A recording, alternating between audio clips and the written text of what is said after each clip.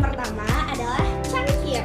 Nah, di belakang cangkir ini terdapat logo ulang tahun kelima Sanggar Seni Palito Tongga.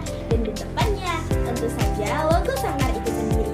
Filosofi cangkir ini yaitu cangkir diberikan sebagai satu reward eksklusif untuk tim pro sebagai simbol bahwa setelah berjuang, kini saatnya menikmati proses dan menyerahkan hasil terbaik kepada Allah Subhanahu wa Ta'ala. Yang kedua, gantungan kunci.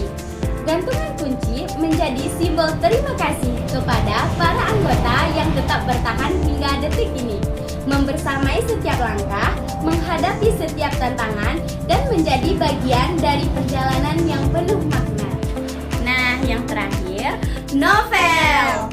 Novel pendek sebagai prasasti kenangan mengabadikan setiap tawa, Air mata, perjuangan, dan cerita yang telah kita rajut bersama selama 5 tahun terakhir.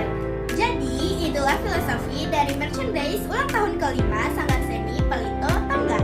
Semoga dengan perjalanan tahun kelima Sanggar Seni Palito Tongga Semakin solid.